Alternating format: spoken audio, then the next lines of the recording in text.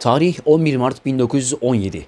Bağdat'ı ele geçiren İngiliz General Mauda Mekke Emiri Hüseyin bir mektup yazar. O mektupta Bağdat'ı Türklerden kurtardığı için Allah'a şükrettiğini ve İngilizlerin başarılarına duacı olduğunu söyler. Yine aynı tarihlerde Halep'te İngilizlerin revirinde görevli olan Doktor Sugar, Halep'te Hatıralarım isimli kitabında önemli bir detaya yer verir. Bir çadırın içinde Türk esirler sedelerde yattığı sırada revir çadırlarını Halep'teki Araplar basar ve tüm Türk esirleri yattıkları sedelerin üzerinde süngüleyerek delik deşik ederler. Bu olay bizzat Doktor Sugar'ın gözleriyle gördüğü ve tarihi kayıtlara pek çok kaynakta geçen bir olaydır. 11 Ağustos 1919'da ise Emir Faysal bu kez Arap coğrafyasına bir mektup yayınlar. Bütün Müslümanların gözü İngiltere'ye dikilmiştir.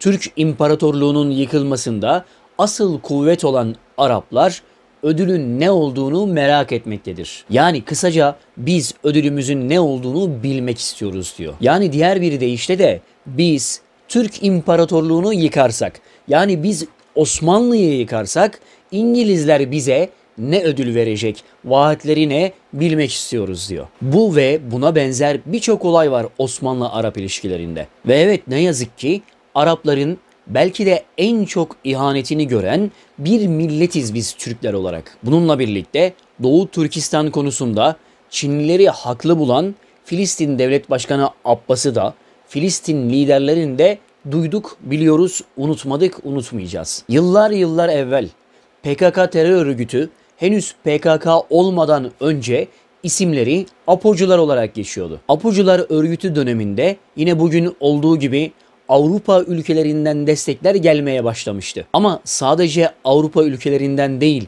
sadece o örgüte, o terör örgütüne kucak açan Avrupa ülkeleri değildi. Maalesef ki o dönemlerde Filistin'de birçok Apocu örgütü militanı yetiştirilmesi için kamplar verildi, kamplar kuruldu. Lakin mesele hiçbir zaman bunlar değil ve olmamalı. Olaya buradan bakmamalıyız. Elbette ki bunların bizde derin bir yarası var, derin bir yeri var. Ama hani bir söz var ya, itin hatrı yoksa sahibinin hatrı vardır diye. İşte o yanan Kudüs'ün sahibi Allah'tır. Emanetçisi ise her Müslümandır. Koruyucusu ise her Müslümandır. Az önce saydığım ve benzeri nedenler maalesef ki birçoğumuzun bilinçaltında öfke içinde yatıyor. Haklısınız. Evet, bugün İsrail'in kurulmasında o çok bilinen sözle söyleyeyim, toprak satan Arapların payı var. Ancak mesele bu değil. Mesele Siyonizm'dir. Ve Siyonizm meselesi Filistinli Arapların meselesi değildir sadece. Iraklı, İranlı, Suriyeli Arapların da meselesi değildir sadece. Türkiye'li, Azerbaycanlı, Kazakistanlı Türklerin de meselesi değildir sadece. Yani olayı Arapçılık veya siyasal İslamcılık olarak yorumlamak kesinlikle yanlıştır. Şu anda yaşananlar sadece ve sadece radikal Yahudilere fırsat veren faşist İsrail yönetiminin icraatlarıdır. Çünkü toplumları sürüklemek istedikleri yer Armagedon. O Araplar geçmişte bizi sattı, bizi sırtımızdan vurdu. Doğrudur, olabilir. Ancak mesele Araplar değil ki. Mesele geçmişle hesaplaşmamız değil bugün. Mesele Siyonizm'dir. Mesele Müslümanım diyen herkesin ilk kıblesinin radikal Yahudiler tarafından yakılmasıdır, yıkılmasıdır. Ya da şu an orada zulüm gören insanların dedeleri yanlış yaptı diye bedellerini neden torunlarına ödetelim ve onların çığlıklarına sessiz kalalım? Eğer Türkseniz bunun Türk töresinde yeri yoktur. Türk töresi mazlumun yanında olmayı emreder. Eğer Müslümansanız İslam'da mazlumları korumayı emreder. Ve bu topraklarda birçok kişi Müslüman Türk, Müslüman Türküz.